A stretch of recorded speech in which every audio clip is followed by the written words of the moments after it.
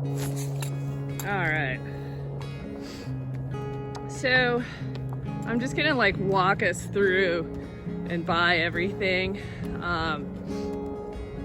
This is the course in Seligman. It's really, really good. She's put some tables in and it's mixed in with a confidence course. You can see the cowboy curtain and there's some ditches there, tires, logs.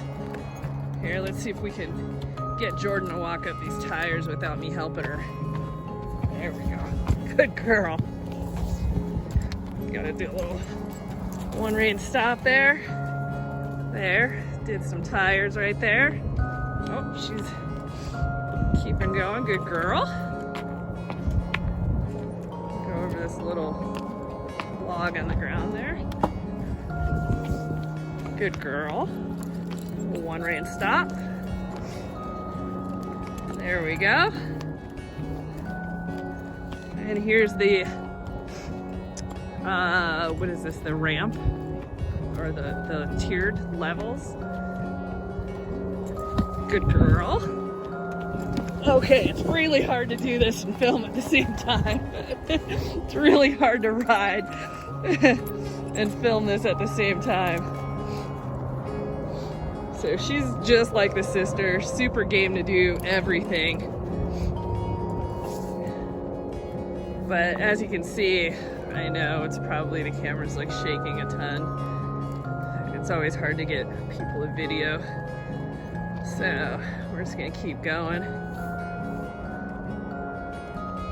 So we have those logs right there. Let's see if we can't get her to go down and into that. She did it yesterday.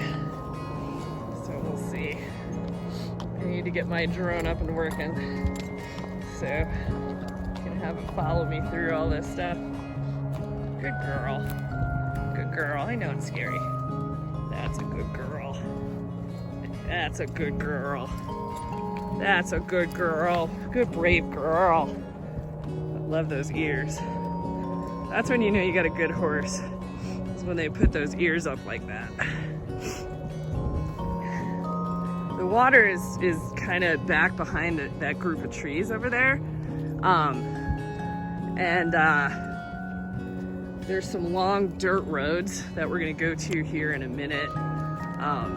Because I love riding her down dirt roads. We just did that yesterday, did a ton of training because on the sides, it's just perfect. It's just all these little long dirt roads with, you know, tons of land on the side so that you can do lots of training. Like you don't just have to, you know, ride down the dirt road. And then she's got all these jumps. It's a really cool property. If anybody ever gets a chance to come down, they should. All right. Okay, so over the past couple of weeks, I've been going to clinics trying to get caught up. Last week, we went to Virginia to see Fortunate Cookie and Malibu Canyon. Here's Fortunate Cookie going in and out of the water. What I like most about the clinics is I'm always trying to learn, I'm always trying to get better, and every time I go to a cross-country clinic, no one in particular, obviously, I'm just talking about what I've seen in general, is people really are resistant to learning the down-under horsemanship method, and every time I go, I always am shocked at how our horses never stop at anything. They're always more than willing to go over any obstacle, through any obstacle. I mean, they'll still look and stuff, but they just go over everything, and people always comment, oh, what a good horse, and all this, and it has nothing to do with the horse. I mean, I've done like 10 of them, so unless I'm really good at picking them, it's not the horse, it's the training. And the training just emphasizes that the horse learns in a low pressure situation and learns to really love the job of jumping and going through obstacles, so they feel comfortable. They're always given positive reinforcement for going to the other side. And so I just don't understand why people continue to not get the horses broke first and then, you know, teach them in a low pressure way to learn how to jump and learn to go over stuff, because once you teach them how to refuse, that is the path of least resistance, and horses will always pick the path of least resistance. So good luck training them on how not to stop or how not to run around the fence, because that's the easier way. So I don't understand why people don't go to this method of training, because it's so consistent and always turns out a horse that does steer and does jump. And that's another thing, like, people say, oh, race horses do know how to steer. Okay, well, if you're pulling the rein and they turn 10 days later, that horse doesn't know how to steer. You need to be able to steer. You need to be able to, you know, have the horse be broke so that when you put a jump in the way, it doesn't completely discombobulate the horse.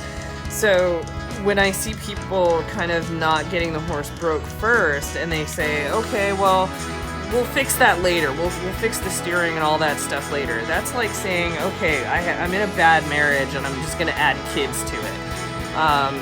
It's like, okay, well, the horse isn't broke. They don't know how to steer. They don't really know how to stop. But I've sent them over a couple of jumps, so they must know how to jump, so let's just keep going. Well, that usually produces an inconsistent result. Like, you'll have some horses that can learn all those things at once and excel, but you'll also have some outliers that can't. And so I'd rather pick the method of training that's consistent. I'd rather pick the method of training that creates a horse that is nice to be around and that is compliant to any type of training. So, I don't know. People can do things the way that they want, and I'll keep using the method, and I'll keep being happy and successful.